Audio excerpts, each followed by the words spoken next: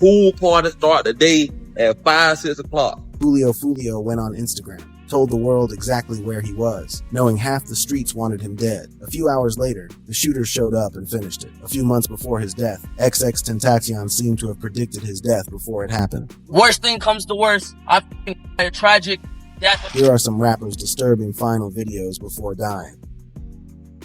Nipsey Hussle. On March 31st, 2019, surveillance cameras outside the Marathon clothing store in South Los Angeles captured what would become one of the most analyzed pieces of footage in hip-hop history. The cameras recorded the final 25 minutes of Ermias Askedom's life, better known to the world as Nipsey Hussle, as a seemingly casual conversation in a parking lot transformed into cold-blooded murder. The footage, which has been examined from 5 different camera angles, shows Nipsey standing outside his store at the corner of Slauson Avenue and Crenshaw Boulevard, the very neighborhood he had worked so tirelessly to uplift. He's surrounded by friends, including Herman Cowboy Douglas and Carrie Lathan. Everything appears normal. Just another afternoon at the Marathon. Around 3:04 p.m., a white Chevy Cruze pulls into the lot. The driver's girlfriend waits while a man enters the nearby Master Burger to order food. Then, at approximately 3:24 p.m., that man, Eric Holder Jr., a 29-year-old aspiring rapper and fellow Rollin 60s Crips member known on the streets as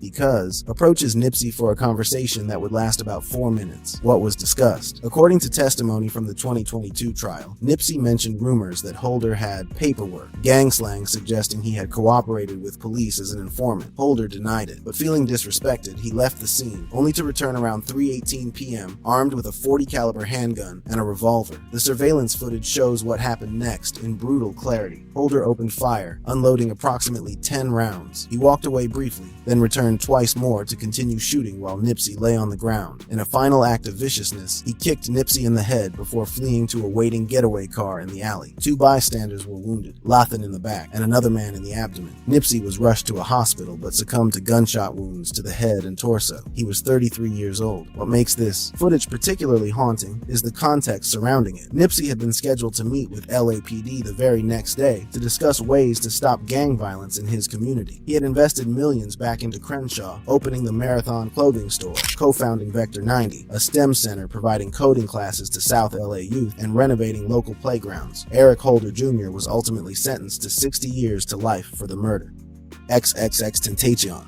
In the days and weeks following June 18, 2018, one video began circulating across social media with an almost supernatural intensity. It was an Instagram live recording of Jase Onfroy, known to millions as XXXTentacion, speaking directly into his camera about the possibility of his— Alright, let's say worst thing comes to worst, I had a tragic death or something, and I'm not able to see out my dreams. I at least want to know that the kids perceived my message and were able to make something of themselves and able to take my message and use it and turn it into something positive. The 20-year-old rapper's words hit differently now. If I'm going to die or ever be a sacrifice, I want to make sure that my life made at least 5 million kids happy. He spoke about not caring what people said about him, about knowing his message and his goals. He told his followers to not let depression define them, that their minds were limitless, that pain was a sign of progress. Now here's where the timeline gets important and often misunderstood. While many believe this video was recorded mere hours before his death, research indicates it was actually filmed in December 2017, approximately 6 months before the tragedy. It resurfaced and went viral immediately after his passing, leading to misconceptions about its timing. His actual final Instagram activity on June 18, 2018 was a post about planning a charity event in Florida, but even with this clarification, the video's prophetic nature remains undeniably eerie. On that fateful day, XXXTentacion had withdrawn $50,000 from a bank and was visiting a motorcycle dealership in Deerfield Beach, Florida, when he was ambushed in his BMW i8. Assailants in a Dodge Journey SUV blocked his path, shot him multiple times in the neck, and fled with his Louis Vuitton bag containing the cash. He died instantly from the gunshot wounds. And to at least have a good life. I at least,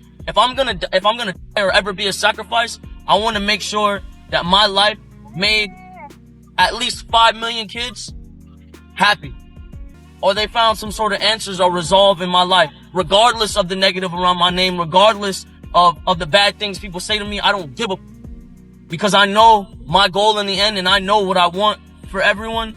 and I know what my message is. In 2023, 3 of the 4 suspects were convicted of first-degree murder and sentenced to life imprisonment. The case was ruled a targeted robbery rather than something connected to the themes X discussed in his videos. But those who watched him speak about death and legacy in that Instagram Live will never forget the chill of hearing him essentially eulogize himself. Lil Peep. Gustav Elijah Orr was just 21 years old when he shared what would become one of the most haunting social media posts in music history. On November 15, 2017, during the final leg of his 33-date tour, the artist known as Lil Peep posted a photo to Instagram showing 2 pills resting on his tongue. The caption was devastatingly simple. But that wasn't the only disturbing post from those final hours. El Paso, I took 6 Xanax and I was lit. I'm good. I'm not sick. I'm gonna see y'all. Hours earlier, in El Paso, Texas, he had shared a video where he mentioned taking 6 Xanax pills. On another post, a concert photo, he wrote words that now read like an epitaph: "When I die, you'll love me." There was also a lengthy, rambling caption that exposed his deteriorating mental state. "I just want to be everybody's everything. I don't let people help me, but I need help, but not when I have my pills. That's temporary. I'm getting so tired of this." By the afternoon of November 15th, Lil Peep was on his tour bus in Tucson, Arizona. He had invited fans aboard who supplied him with more Xanax. He mentioned taking 60 milligrams of roxicodone earlier. Around 4:30 p.m., he nodded off on the couch. His associates noted him snoring, a sound captured in a since-deleted Instagram story by fellow artist Bexy, who thought his friend was simply sleeping. He wasn't sleeping. He was dying. It wasn't until 8:45 p.m. that alarms set in. 911 was called at 8:53 p.m. Despite CPR attempts and paramedics administering Narcan, Lil Peep was pronounced dead at the scene. The Pima County Medical Examiner's toxicology report revealed the cause: an accidental overdose from combined toxic effects of fentanyl and alprazolam, Xanax. The fentanyl, present at over twice the typical lethal dose, had likely been laced into the Xanax without his knowledge. His system also showed traces of cocaine, hydrocodone, oxycodone, tramadol, and THC. Looking back at those final posts, the pills on his tongue, the 6 Xanax video, "When I Die, You'll Love Me," they now serve as a devastating documentation of addiction's grip and the pill-popping culture that continues to claim lives in hip-hop. Young Dolph.